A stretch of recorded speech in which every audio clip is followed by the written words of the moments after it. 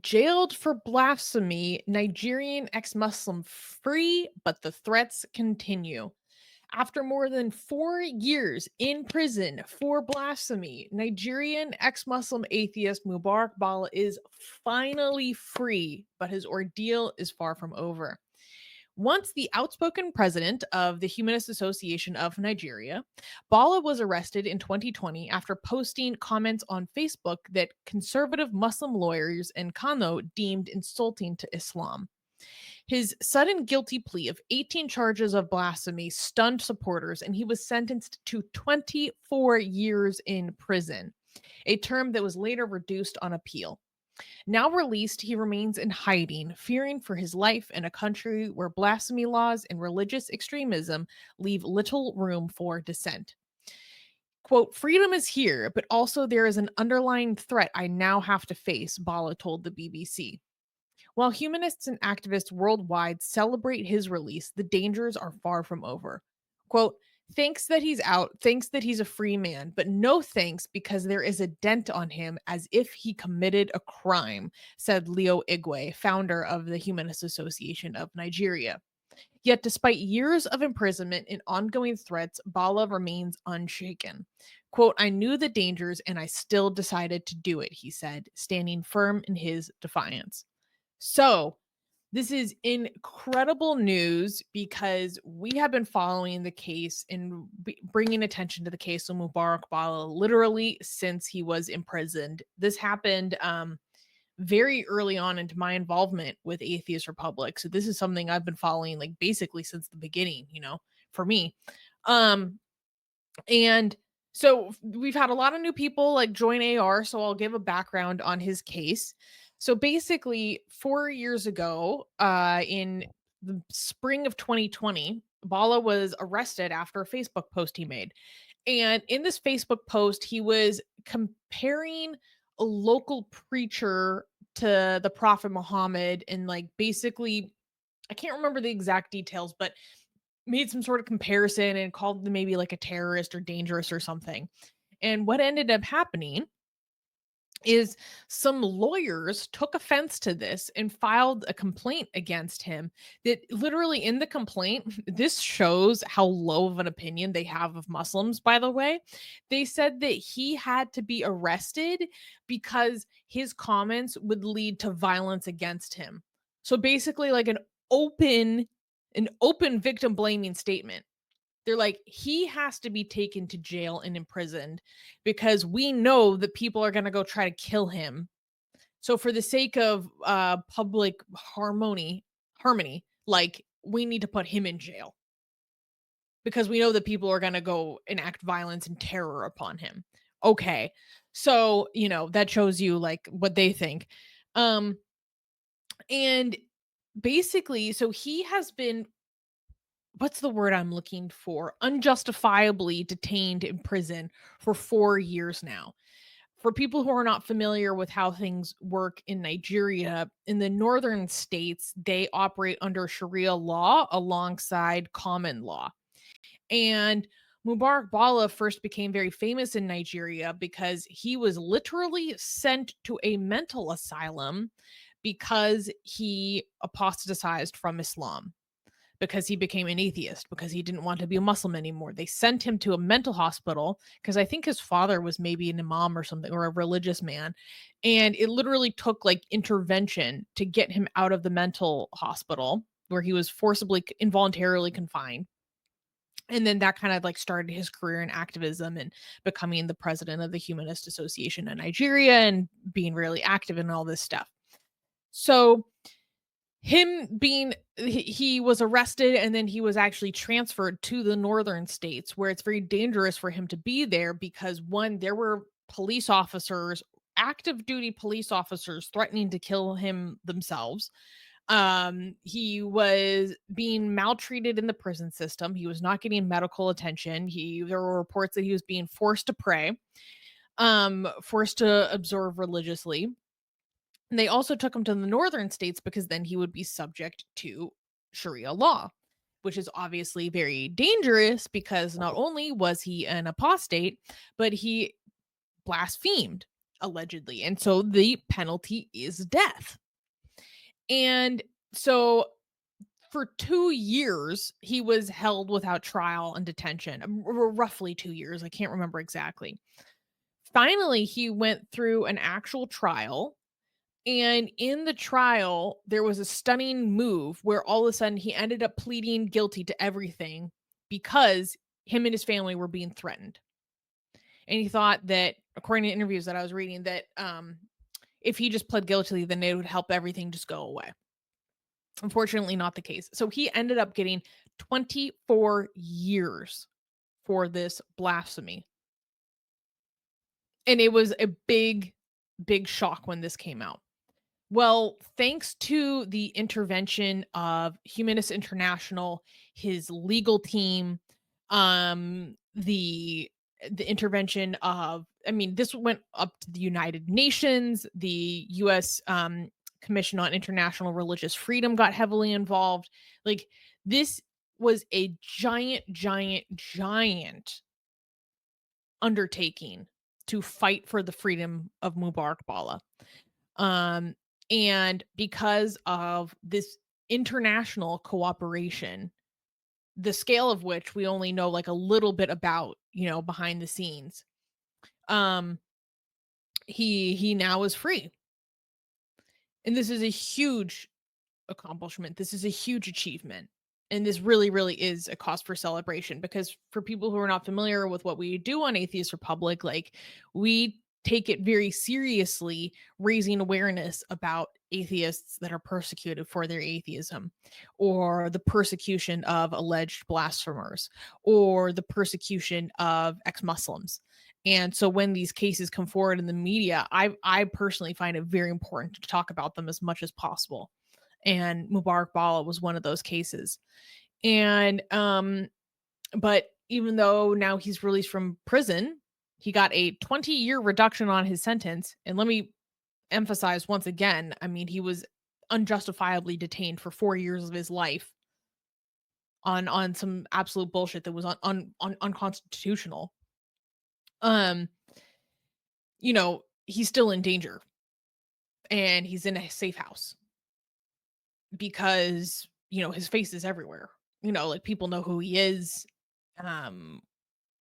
There, lynchings do also happen in Nigeria as well. Blasphemy lynchings. We've covered on this channel several blasphemy lynchings that have happened. And so he still has to live under threat. But that being said, this is still a big, big victory and worthy of being celebrated, because now he gets to be with his family, and he gets to be with his child, who was only 6 weeks old when he was first illegally detained. And he spent, 4 years without them. Should we watch this video that the BBC put out? Yeah. What is this? Can you give us some context? Yeah, so this is basically an interview, or clips of content from when he literally first got released by the BBC. After 4 years in prison on blasphemy charges, Mubarak Bala, a prominent Nigerian atheist and religious critic, has been released. What's going through your mind right now? Everything is new to me. Mubarak is well known for his criticism of Islam and religion in general, which he frequently shared on social media. A controversial Facebook post in 2020 outraged many and led to his arrest after a group of lawyers filed a complaint with the police.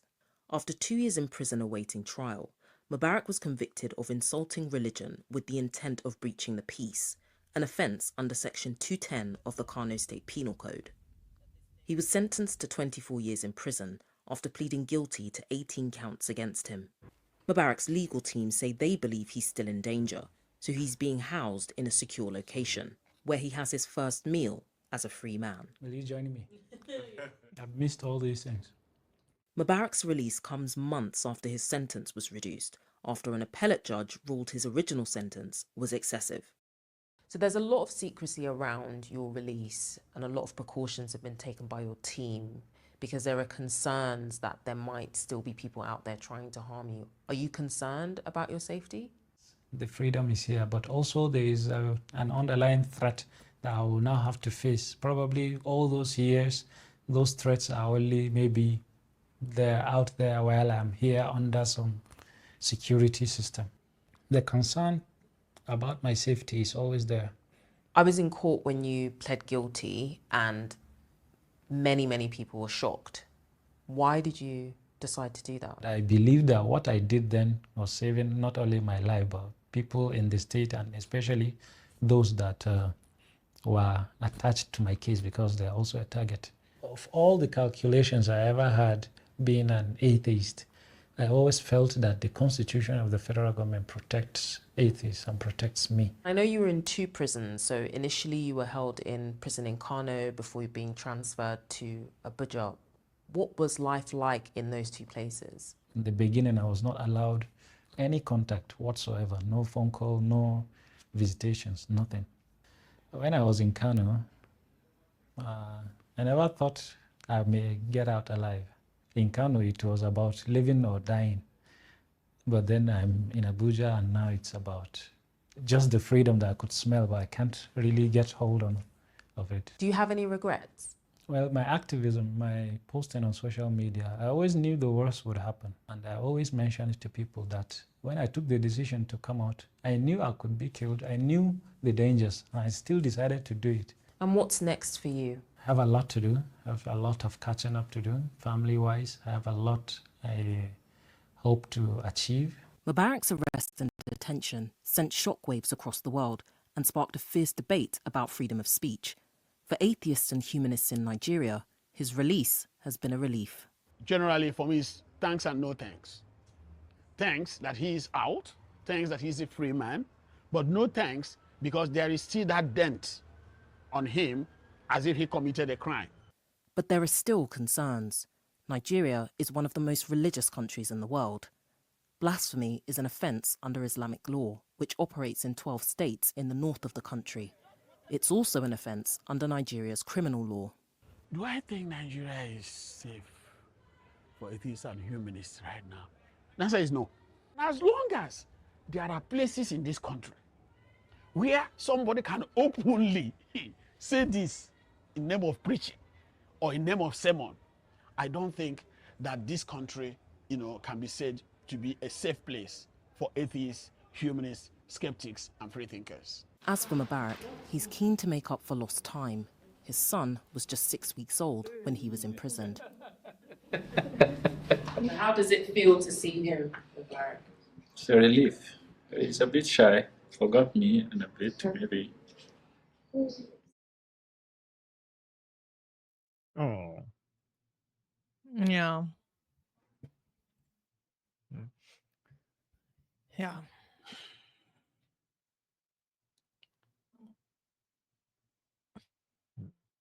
Most people don't know how difficult is it to be an atheist in many places in the world.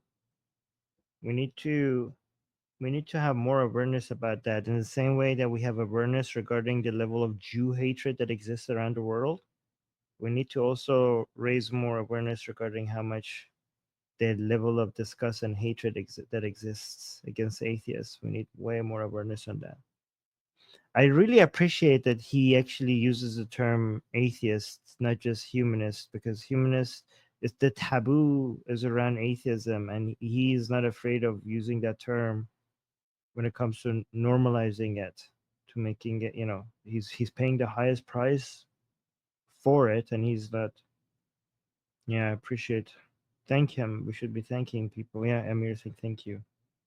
Yeah. Oh. Yeah. This is really personal for a lot of people in our community. Like Dee was saying, I chatted with Mubarak on Messenger before his arrest. He was trying to help people get out of other countries for apostasy too. Like he's been so involved with helping the community for so long and being very selfless. And he had to pay a very, very heavy price for it. I will keep my eye out on if there are ways that our community can support him, because I know that right now he is in a safe house. But definitely the future has a lot in store for him, and I think it's really important for our community to come together and support people in this situation, because other religious people have very, large systems and institutions that help persecuted members of their religious community. And as atheists, we barely have anything. The organizations that work on helping persecuted atheists are working on a shoestring budget. So I'm going to continue to keep my eye on this. Look at this comment. Bro, just looking for a chance to get to the West. That guy was a Muslim. He left Islam. He became an ex-Muslim in a very aggressively, not just Islamic. We have Boko Haram. We have the most aggressive Islamic terrorist groups right in Nigeria, all of them active. He became an ex-Muslim there. And stayed there. Yeah, and stayed there. Became an ex-Muslim and stayed there. Oh, he pays all of this price. This is obviously a person who just cares about bettering society, and has shown he has the unbelievable man. Like look at the level of ungratefulness here. Somebody that is the people who are paying the highest price for moving society forward, and instead of thanking them, look at the accusations.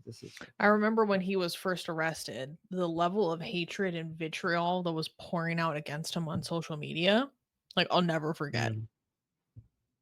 The level of violence that they were like completely justifying against him, vitriol, the hatred. Yeah, so this is Humanist UK also celebrating his release.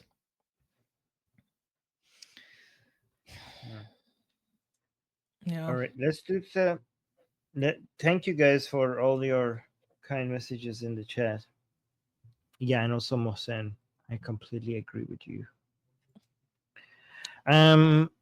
Okay, let's do the super chats before. Oh, we have only 2 minutes. Let's do the super chats really fast. Yes. I also just wanted to say that if you're interested in learning more about Mubarak's case, we actually did an interview with one of the people most responsible for his freedom, Leo Igwe. We did an interview with Leo Igwe when he was first imprisoned. So go and check that out if you're interested. Okay. Super chat. We'll read it very fast. Yes, we got a super chat from Gation. Thank you, my friend.